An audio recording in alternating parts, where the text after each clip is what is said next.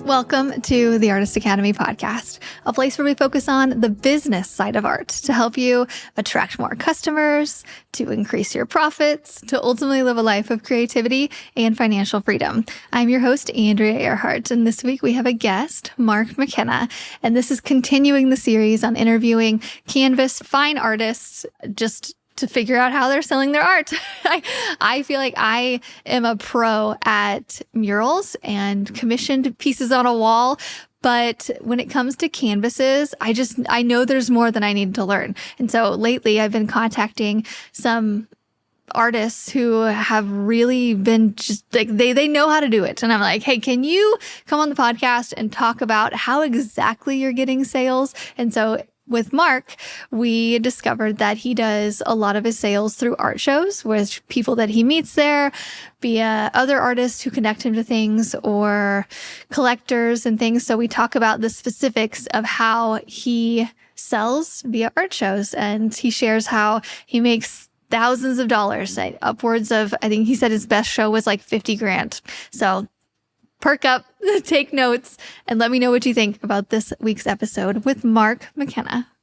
All right, Mark, tell us all about your art and how you got into this and how you sell your art. And I know that's a big question to start off with, but how did you get into this art space? So let's go way back. Yeah, well, I guess to take it pretty early, I was like most, young kids. I always would sketch and doodle and all that kind of stuff. And it probably wasn't until I think about sixth grade, I started to show just a little bit more promise than most kids. Kind of a funny story, going back to like second grade, we had this crafty project we were doing, and we were cutting out pieces of paper and we were creating these paper scarecrows.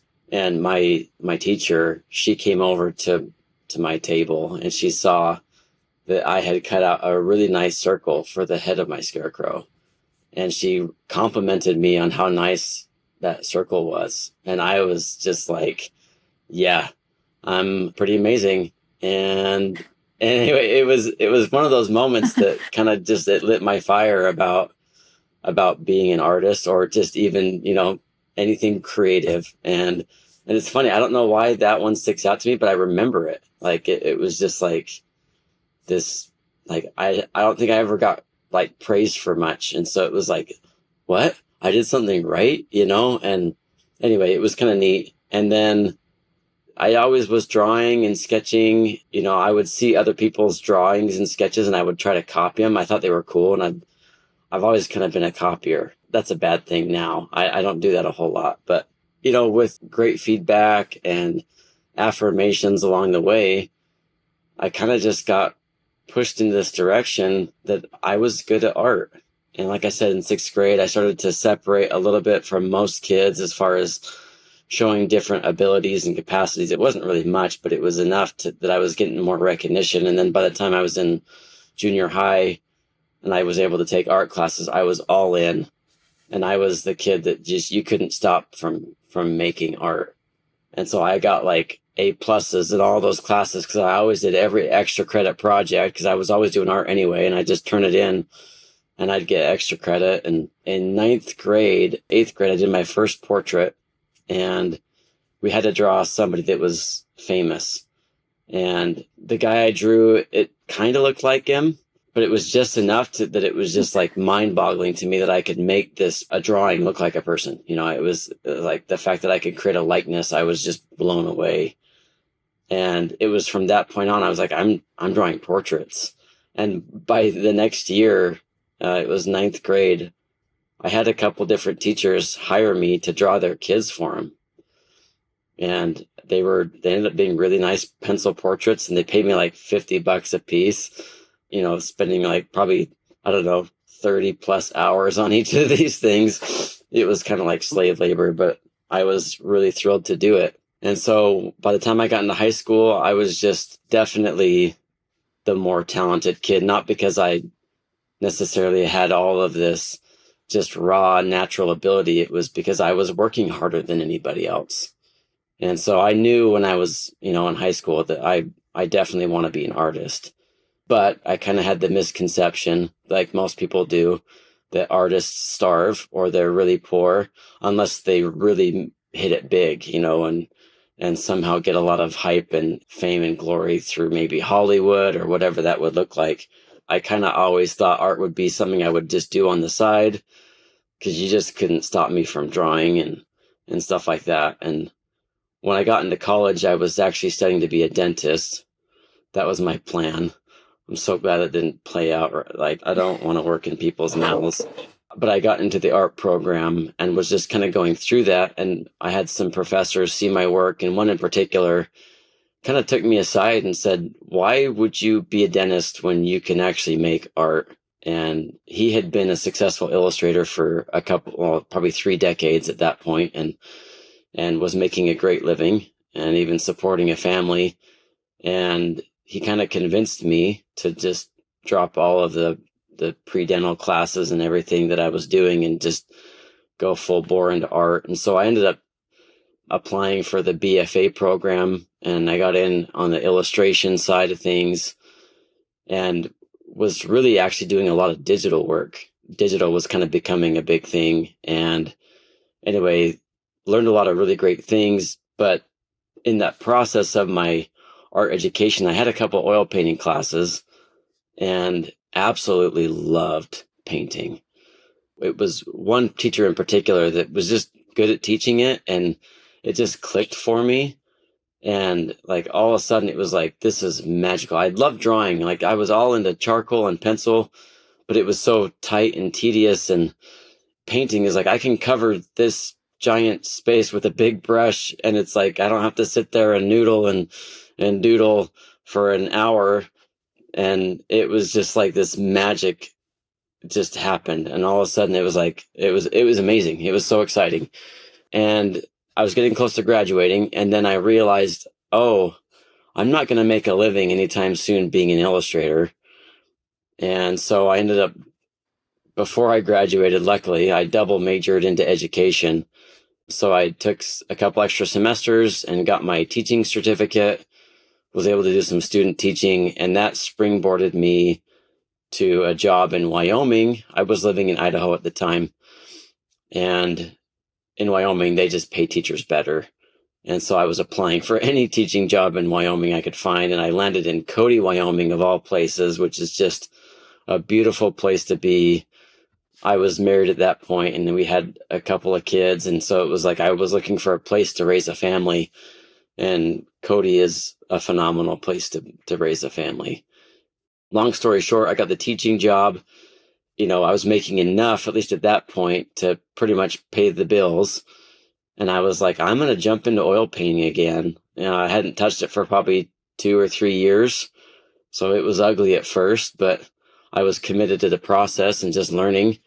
And a couple years in, this would have been around 2012, maybe, I had this art contest scholarship opportunity there's a museum in Cody that does a Western art show, and they basically would, let you apply, and if you win, your piece gets shown with the art show. You get a $500 scholarship, and you get to sell your painting in the art show, and then you get to rub shoulders with the other artists. And anyway, I submitted my first wildlife painting I'd ever done, and I won't even show you a picture. I don't know if I can find one. Honestly, it wasn't good, at least not compared to where I'm at right now. I don't know if anybody else applied. Honestly, I think I might have been the only one to apply for that scholarship.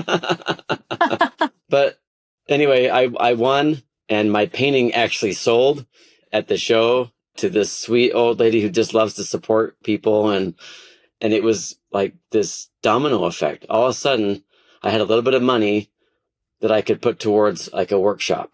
And so I took a workshop with a landscape painter over in Jackson, Wyoming, and had a great experience. And then the next year, like I was just kind of aware of, because he would host different workshops through his gallery over there. I liked landscapes a lot at that point, but I was interested in all kinds of subjects. So I started painting animals and things like that. And I noticed that there was a wildlife workshop the following year that they were going to host with Beecham. And if you're into wildlife, you know who Greg Beecham is. He's pretty much he's a legend now, but he's still alive. And anyway, it was in 2013. I took a workshop from Greg Beecham. It was like 4 days. And I had like this massive leap in my work. It just went from here to here. Seeing him use the palette knife, his, how he would load the brushes and apply the paint. And I was kind of hitting a wall with my quality up to that point. I didn't know what I didn't know. But I was ready for what he had to share, and it just clicked. And it was crazy because right after that workshop, it's like this pivot point, because I would always post my artwork on social media and things like that. And I started posting these newer paintings. And for like the first time ever, people were like, "Oh, is that for sale? Is that available?" And I was like, yeah, absolutely. And anyway, it was just kind of this crazy, like, it was a qualitative shift in my work that all of a sudden people started to resonate with what I was painting. And luckily, Greg Beecham not only taught me in that workshop, but he became my mentor for the next couple of years. Oh, and wow. Super generous guy. And anyway, it was just this wonderful, like, aligning of stars. Honestly, I felt like it was a godsend. He was there to help me kind of figure out my pricing, just ideas and framing and all that kind of stuff that you just don't know when you're getting started out. And he was such a huge help to me. And he helped me price my work at a decent price point, prices that I thought were way too high, honestly. But I trusted him. One of the paintings was just a pretty simple bison. Oh, yep. And he was walking, and there was like no background. And it had just a really nice feel and some awesome texture, 11 by 14 size. And I asked Greg, okay, I don't know what to sell this for. And he's like, well, what are you thinking? I'm like $700. And he's like, oh no, you should sell it for at least $1,000. And I was just blown away to sell any piece of art that I'd ever done. I think the most I'd ever gotten for something was like $150 up to that point, And so he's like pretty much just double your price. And I think I set my price at like a $1,200, and somebody bought it without even blinking, like without hesitation. Oh my gosh, that's And great. It was just crazy. And so the principle he taught me was like, he's like, Mark, this is a nice painting. You have a nice quality here. People can tell that you're a good artist. You're just getting started, but you're good. And he said, any serious art collector is going to see a $700 price tag for a painting at that size and think that you don't care about it. And I was just like, interesting, because art collectors, they think with 3 or 4 more zeros than any of us really do. Like, they're in that whole new different paradigm of how much money they spend. If people are buying art, they've got a lot of money, and they want things that are quality, and they're willing to pay for work that is reassuringly expensive. They want the price point to match the value that they see in it. They want to see an artist who sees that value too and puts a price tag that, correlates well with that. So I started it higher than I thought I should, but it just sold. And then the next one sold. And then the next one sold. And it was just like this crazy. And all of a sudden I was getting, well, I applied for an art show that happens up in Montana. It's probably 5 or 6 hours from here. Another artist that was at that workshop with Greg Beecham, I had kind of become friends with her, and I saw that she was in an art show. And I'm like, oh, how do you get in that art show? And she's like, well, here's the application. It's going to happen in a month, so you probably won't get in this year, but at least they'll know who you are for next year. So I applied, and I get an email back, and they're like, you're in. And I had a month to get ready for this art show. And I'm like, this is right in the middle of I'm teaching, so it's in the middle of the school year. And so I'm like scrambling nights and weekends to just get anything I can together for this art show. And I borrowed somebody's little display panels that were too short. And so they looked really stupid in this place. Anyway, I show up as this total green newbie, but I was like so committed to like, I'm going to do this. And I had a good attitude.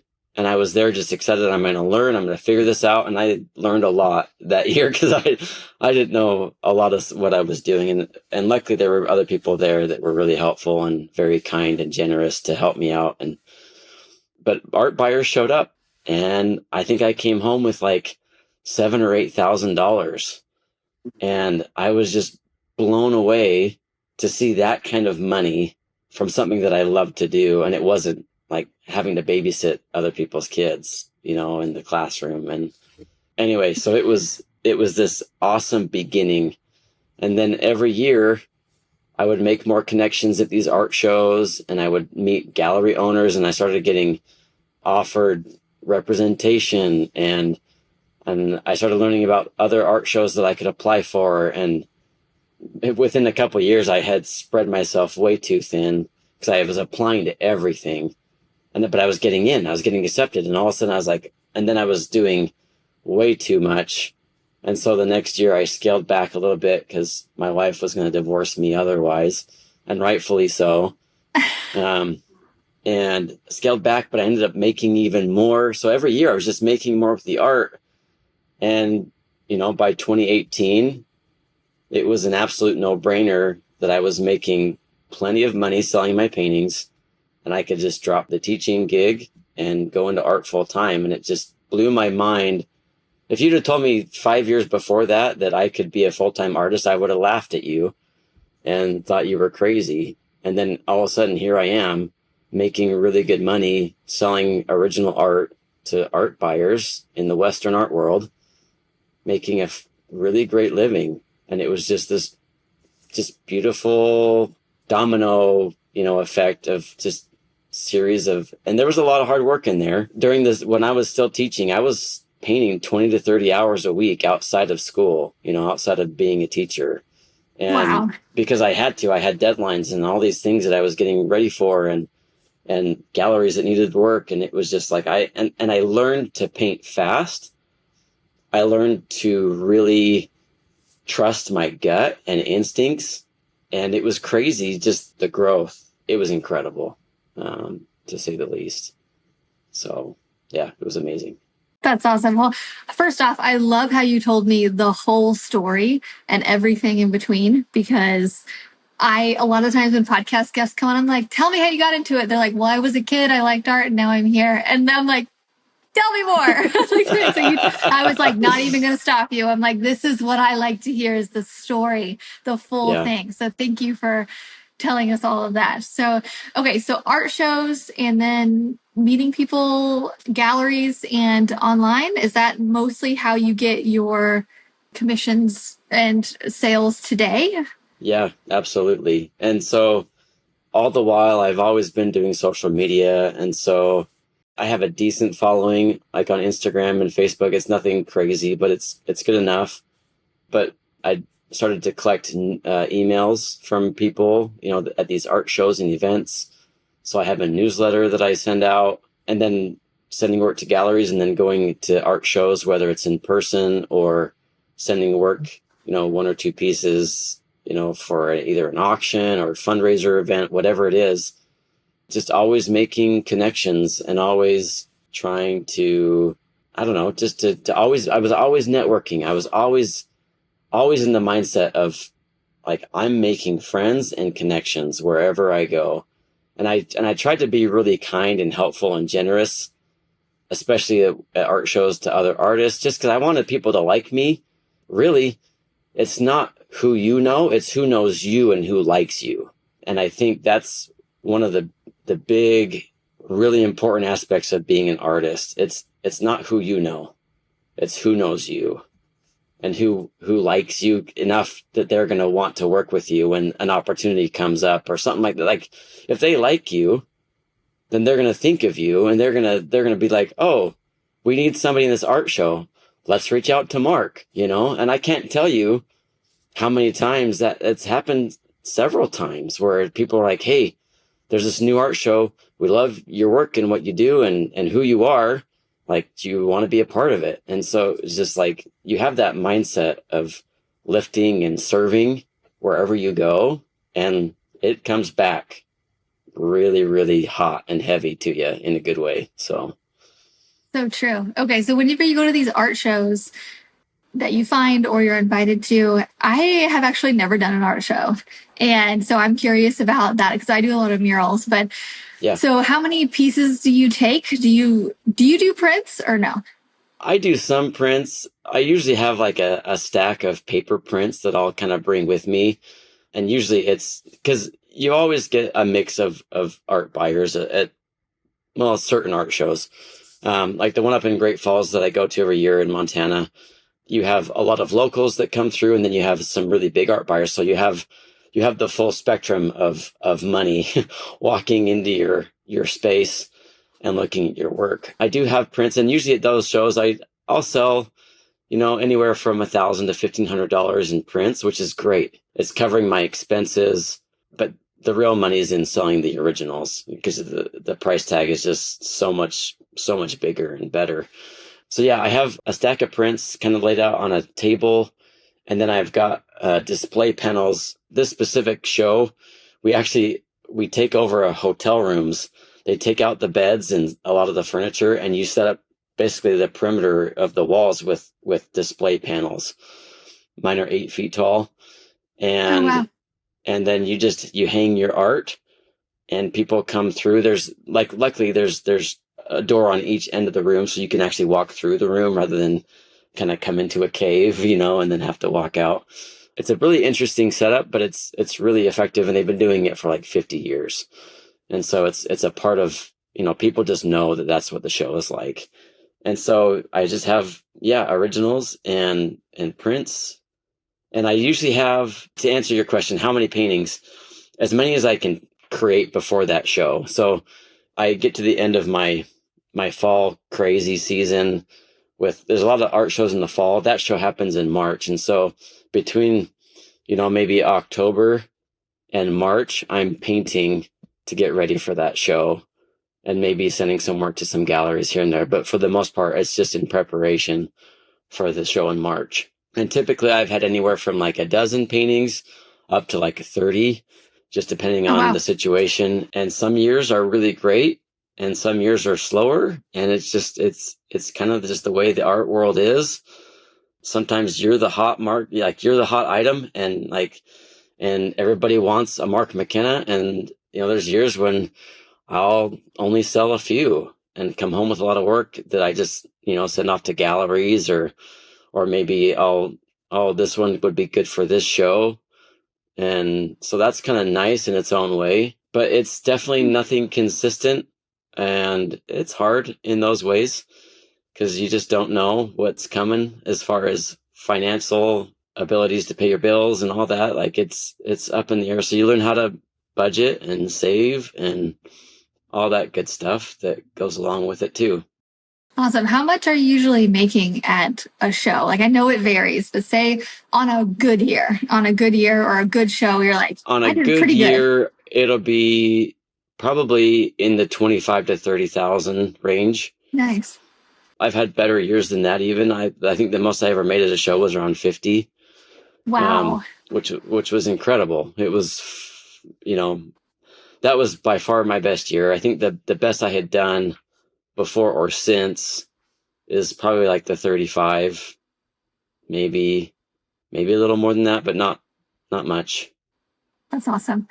Okay, so you're talking me into getting into an art show, first off. So what have you found, like, what to look for whenever you get invited to an art show or you're looking for them? Do you know what to look for to where you're thinking, okay, this is probably going to pay out for me?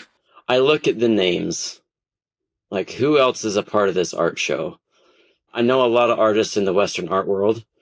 And so it's like, oh, you dropped this name and this name. These are really well-known artists that, they're seasoned, they're established, and they'll bring in buyers, kind of a thing. And so I think when you're starting out, though, you probably finding some names that you recognize is good. But I think early on, it's like, what can I get into? What am I going to get accepted into? And regardless of the situation, you're going to learn a lot by being a part of an art show, just by default, because there's things you don't know. You're not going to know until you go through it. And so You're going to learn a whole lot. You're going to meet a lot of people that you've never met before. You're going to make some great connections, and you're going to hear about other shows, and you're going to hear about other opportunities that you had never heard about. And it's just kind of how my career got established. It was just like, you get out there and you start doing, and you're going to make those connections and those breakthroughs, and you're going to learn what you need to go to the next step. And like I said, if you have that attitude of helping people and being kind and just like a great team player, like people they're going to be inclined to invite you and share with you these opportunities and other things. So get into what you can at first, especially if you don't know a whole lot of names. And what you can do too, this is a great idea. If you can find some names of who's in the art show, and if you can reach out to them, you either find their website, you find their contact info, you can email them, you can call them. And if you're really, really kind and nice about it, say, hey, I don't want to bother you or take too much of your time.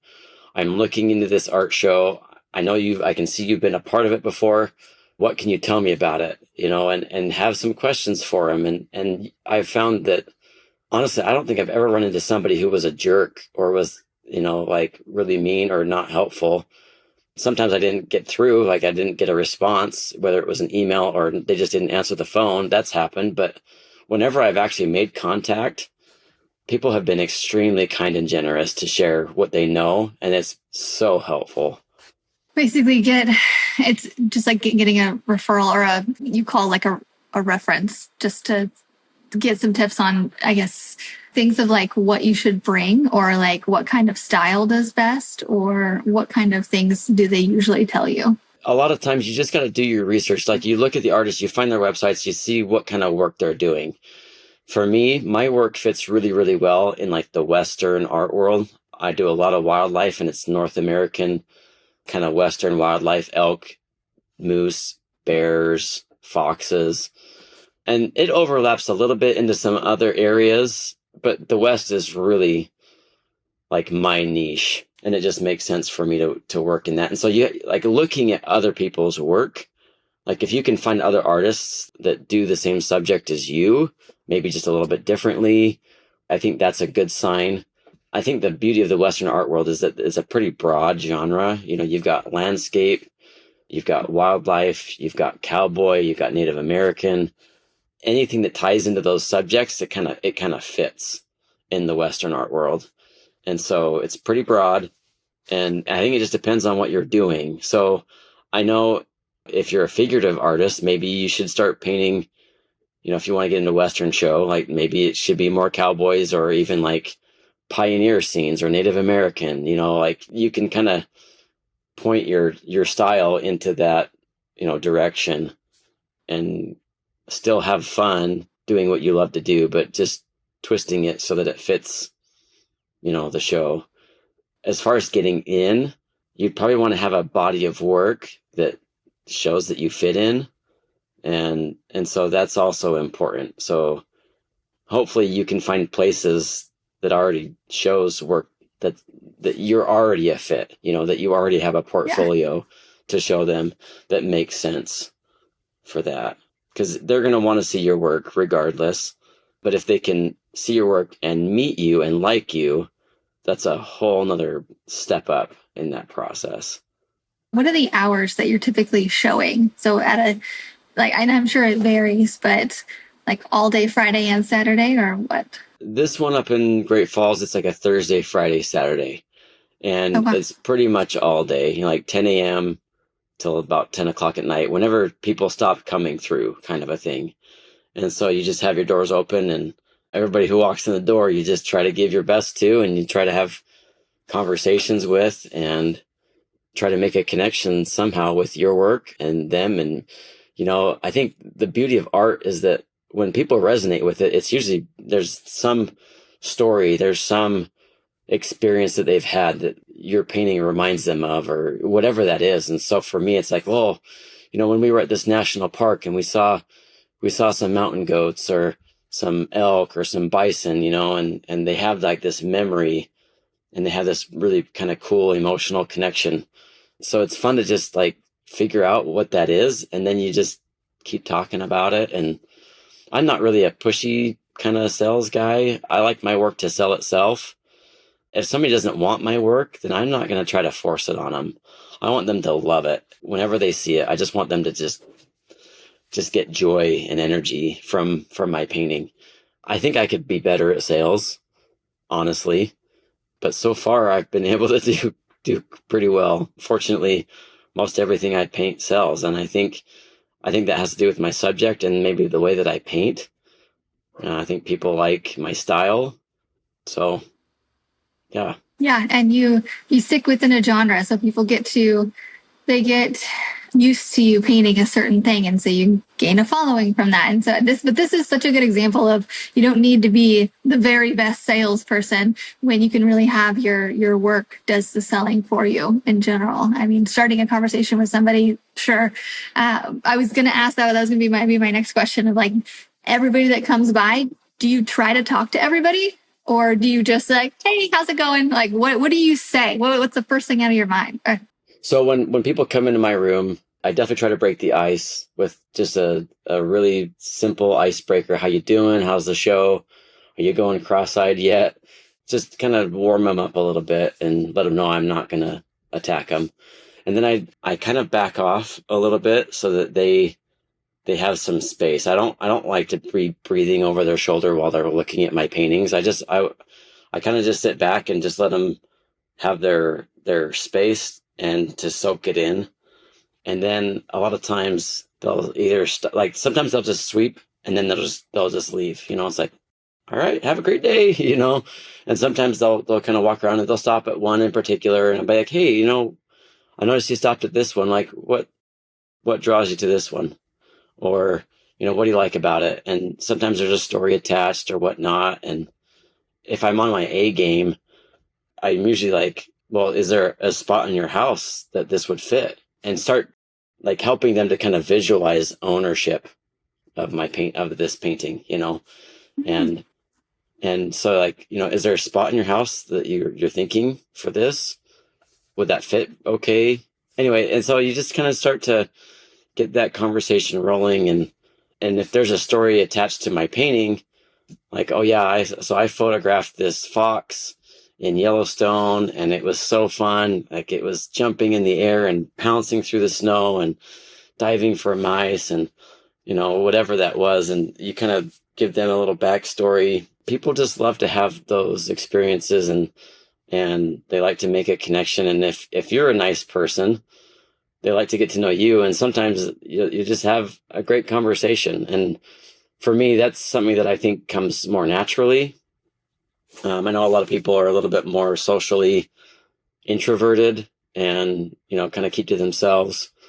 But I think especially if you want to sell art, unless you're going to go through just galleries or you're going to send work to different shows, you kind of need to be a decent salesperson. And just, I think more in the way of just being able to have good conversations and connect with people. And if they like your work and they like you, it's like this really wonderful combination. And a lot of times they'll buy. And there's another sign, like I try to remember people's faces when they come. Names is like next to impossible. But if I try to recognize people, and when I see somebody come through my room another time, it's like they left and then they've come back. That's usually a sign that they're seriously considering some kind of a purchase. And so anytime you see somebody a second time, it's like, okay, these people are, and then you can start asking some of those questions like, is there a spot that you have for this? What's the situation? And you can even asking people about their art collections. That's a good one too. Like, are you a collector? Have you started collecting art yet? What is your collection like? What do you like to buy? Anyway, just stuff like that, getting them talking about stuff that they've purchased in the past. It's like, you're just kind of working your way subtly, not like, hey, do you want to buy this? That doesn't really go over that well. So, but just kind of leading them into that conversation and helping them to visualize, make emotional connections. It's all about emotional connections. I feel like I would, if I was going to do one of these, I would take advantage of the time to paint, I would probably set up and just like paint. Is that a thing? Yeah, absolutely. And that's a great idea. And I think that's a great way to get people into your space. They can see, oh, she's working on something, and they want to come in and see it. They love to see the process. It's funny when you're not an artist and you look at somebody who does make art, it's like magic, and I think in some ways we're like magicians. And so people love to see the process. And I forget that sometimes, that people just, that they don't remember, oh my gosh, he's actually making something. Let's go watch, because like, that's so cool to see. And so to me, and I love to sit there and paint, and people are like, is it okay if I talk to you while you paint? I'm like, oh yeah, like not a problem. Like, it's great. And if you can get used to that idea where you can kind of chat and paint at the same time, and even talk like, hey, like, look at this. When I mix this color together, like show them some of the nuances of color mixing, or, hey, like, I'll get the palette knife and like, like, watch this awesome juicy mark that I'm going to make with this awesome paint, and it's so fun to create this texture. And like, anyway, it's like, just kind of bring them into the process a little bit. And more often than not, I typically sell paintings that I create at art shows, because people will see the process and they're like, is that available? I'm like, to you, maybe, like, you just, not that you're going to play with them too much, but like, depending on the person, like, absolutely, this is going to be for sale. And I'd be like, no, I was painting this for my home, but for the right price, I could let it go. Right. So, but anyway, like, people, when they can see the process, it gives them an experience, and I think especially nowadays, people who have a lot of money, they can pretty much buy whatever they want. And so rather than just buying whatever they want, they want to buy things that are meaningful, that have some kind of something that they can look back on and be like, oh, remember when we watched him paint that, and it's like, when I was with my spouse and then we were at this art show and like, we watched him do it. Like, and anyway, so it's tied to an experience, and that's really, really powerful. So yes, painting at these art shows, if they're open to it and okay with it, then absolutely, that's a great idea. Love it. Okay, so are art shows probably the majority of the way that you've gained customers and buyers, or is there another major one? It fluctuates, and it's interesting. Like, okay, like, I would say that the majority of my money does come from art shows, and then also like direct to client, whether it's over newsletter or even social media. Social media has done really well for me.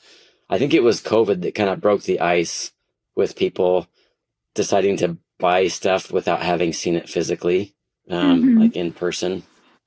And I would say it's typically the case with smaller paintings. I've occasionally sold like decently sized pieces online, but it's typically smaller pieces that people, it's less of a risk for people. It's like, I can find a space for a 6x6 painting almost anywhere in my home, so buying a little painting is not going to be the end of the world. Now, if this is, 48x48, like, I've got to make sure that it's going to fit on this wall, and that it's going to, I don't know. And then you got scale issues and things like that. So the smaller you can get, the better online, I would say, especially over social media, because you have a smaller price tag, smaller real estate on the wall. It's just a smaller barrier to entry. And art shows, I would say it's important to have a variety. I always like to have like 2 or 3 big pieces at an art show, because it's, people can see it from across the way. It's like, and it's the magnet that gets people in. It's like, whoa, look at that horse painting or whatever it is. And they get sucked in, and then they see all of these different options, with different paintings. But yeah, as far as sales goes and making a good living, it's typically those 2 things, art shows and online. And then secondary is going to be galleries. And that's kind of like my model. And I do make a little bit here and there from like prints. I've licensed some of my images to people that make prints, and they sell them wholesale to like, retail companies. and I'll get just a cut. And that's really nice because I just send them an image and then I get a check in the mail. And so it's like totally passive, which is wonderful. But it only, at this point, it's equating to like, I don't know, maybe 4 to 5 grand a year, which isn't nothing. But I got a big family and a lot of expenses that goes along with that. And so it's definitely not enough to make a huge difference for me, but it's something, and it's definitely worth my while. Yeah, well, kudos to you you did the thing. You slowly waded your way into this from teaching, and now you're supporting your whole big family with your art. That's so cool. Do you ever feel like the pressure of that? Does that ever does it motivate you to, okay, no, okay. Yeah, no, absolutely. There's a lot of pressure. In fact, sometimes it's overwhelming. I would be lying if I didn't say that truthfully. And I would say one of the hardest challenges is that it's not a guarantee. Like I can make a lot of paintings and I can send them out into the world and on social media, and I just might not have buyers. For the most part, in fact, almost entirely since I went full time in 2018, we have always had enough. Sometimes we've gotten pretty thin in our savings, but it's always worked out. And we've always just, sometimes it's gotten really close to the wire and it's like, oh, the gallery sold a painting, or, oh, somebody reached out and they want to commission something. And it's just like, it's really, really cool. It's been a wonderful blessing to see that, to say the least. Yeah. Yeah. How many hours a day do you spend painting, or how many hours per week do you think on average? I would say over the last couple of years, since I've actually been shifting gears a little bit with how I'm trying to spread my money making. I'm trying to have more baskets, basically putting some eggs into some different baskets. And so I have my podcast, the Business of Art podcast, which I think is how you found me. And I have some online courses, and I actually just started a subscription-based animal portrait school. It's on the School platform, SKOOL. Yeah. It's kind of a new thing that there's a lot of hype around it. Anyway, so I'm starting some stuff like that. So creating content has definitely limited my art making capacity. But even so, I'm still probably painting, I would say on average, anywhere from 20 to 30 hours a week of actual painting time. Good to know. Sometimes it's more, sometimes less, just depending on what I need to get done in these other areas. So awesome. Okay. Well, that's all I pretty much have for today. Thank you so much for opening your back end of your business for us and just sharing all about art shows and things. Can you tell me so if somebody's listening and they're like, I want to do exactly what this guy wants to do and I want to learn from him, what's the best way for them to reach out to you to learn from you? I would say find me on social media. You can send me a message there. It's on Instagram is probably my favorite platform, and my handle is at Mark McKenna Studios. And I've got links and I've got ways you can get a hold of me, and I got links to all my resources. So if you're, wanting some of those too, you can catch all that there. But yeah, send me a message, send me an email. If you can find my cell phone number, you can even shoot me a text. I'm pretty open to that. But emails I answer on a regular basis. So if you email me, I'll usually at least see it. I'll typically respond. I don't leave people hanging very often. So I don't know. It's good practice just to take care of people. I try to do that all the time. Awesome. Well, we appreciate it. And I can tell you're very likable. I can tell that you're very here, I'm here to help. It just for benefit or for not. But yeah, we appreciate you. So thank you. Yeah, my pleasure. Thanks so much for letting me be on your show.